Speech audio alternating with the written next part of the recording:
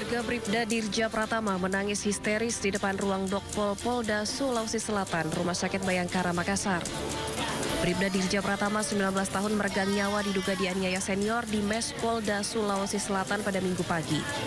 Ayah Bribda Dirja Pratama yang merupakan polisi aktif di Polres Pindrang mengatakan dugaan penganiayaan muncul setelah keluarga melihat adanya darah keluar dari mulut korban dan juga ditemukan sejumlah luka lebam.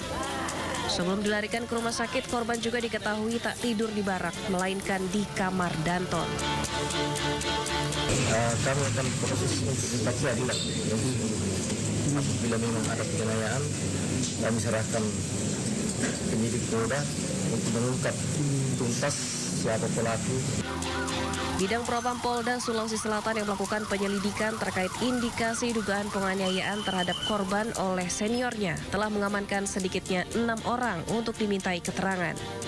Masing-masing 3 anggota polisi yang merupakan senior almarhum dan 3 lainnya adalah satu angkatan almarhum yang juga tugas di Sabara, Polda Sulawesi Selatan dan tinggal di mes yang sama. Dari Makassar, Sulawesi Selatan, Muhammad Nurboni, iNews melaporkan. Ya, pemirsa, helm digunakan untuk melindungi kepala, bukan digunakan untuk melempar ke tubuh orang lain.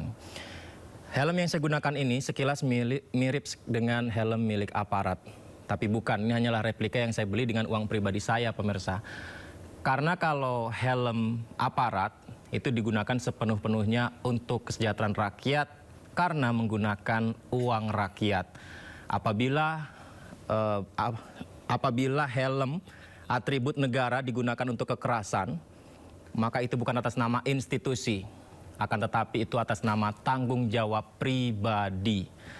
Karena aparat dengan atributnya haruslah memberikan yang terbaik kepada rakyat, melindungi masyarakat, bukan malah melukai masyarakat, apalagi menghilangkan nyawa. Pemirsa, Polda Maluku menggelar sidang kode etik Bribka Masya Siahaya yang diduga menganiaya siswa hingga meninggal dunia. Keluarga korban dihadirkan secara langsung untuk memantau jalannya sidang etik. Sidang kode etik terhadap Bribda Masya Siahaya digelar siang tadi dihadiri langsung oleh keluarga korban. Keluarga korban dihadirkan secara langsung untuk memantau jalannya sidang kode etik oleh Propam Polda Maluku. Kapolda Maluku memfasilitasi keberangkatan orang tua dan kakak korban dari Tual ke Ambon untuk menghadiri persidangan sekaligus berobat. Polda Maluku berkomitmen mengusut kasus ini secara tuntas dan transparan agar Bribda Masyas bisa segera diserahkan ke penuntut umum. Untuk proses hukum kita laksanakan Polres Tual yang melakukan pemeriksaan karena saksi-saksi banyak di sana sehingga untuk mempermudah prosesnya. Saya sudah berkoordinasi dengan Kajati melalui Wakajati dan pelaksana tingkat bawah juga koordinasi dengan ibu-ibu untuk pemberkasannya terus dilakukan pengawalan supaya cepat. Target saya sudah saya arahkan kepada yang di penyidik di bawah, Kapolres, ini juga sudah mengawal untuk proses percepatan pemberkasannya. Insya Allah kalau ke hari Selasa, Rabu saya targetkan untuk diserahkan kepada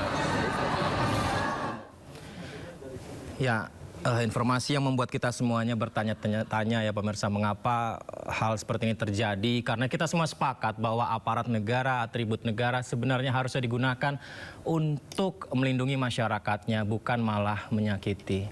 Sebelumnya anggota Brimopolda Maluku, Bribda Masya Siahaya ditetapkan sebagai tersangka dalam kasus dugaan penganiayaan seorang siswa hingga meninggal dunia. Meski demikian, DPR RI meminta Kapolri segera mengadili pelaku dengan hukuman setimpal.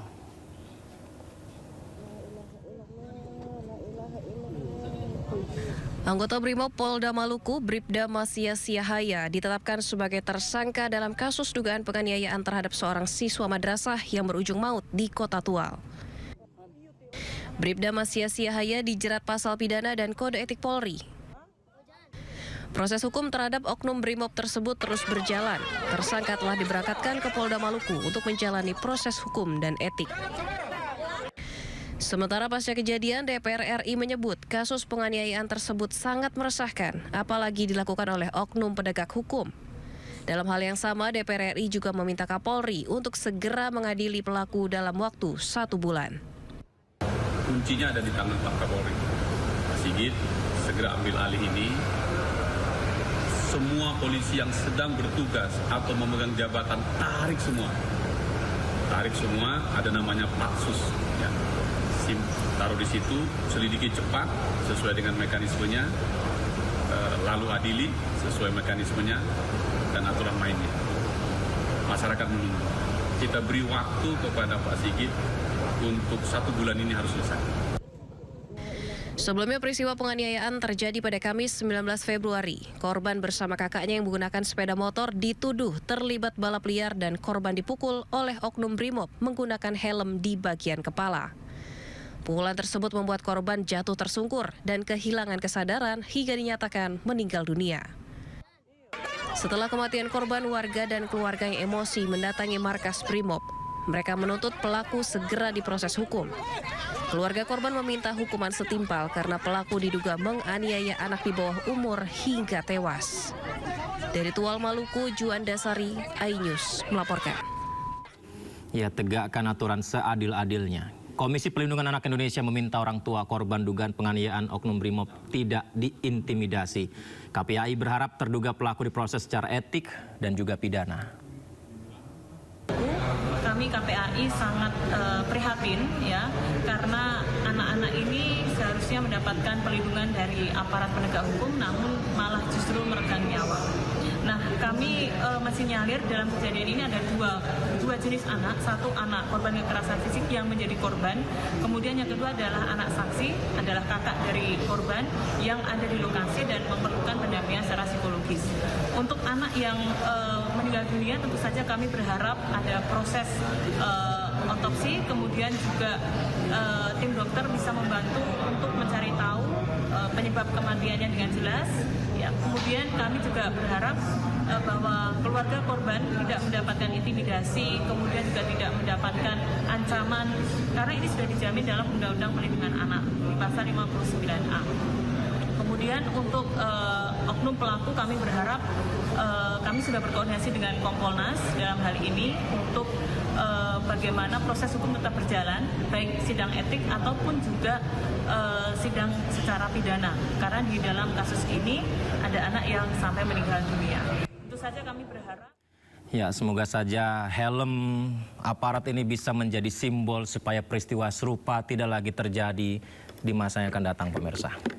Kita ke informasi berikutnya. Komisi 3 DPR RI menolak tuntutan hukuman mati anak buah kapal atau ABK kapal tanker Sea Dragon Fandi Ramadan. Disepakati dalam rapat khusus yang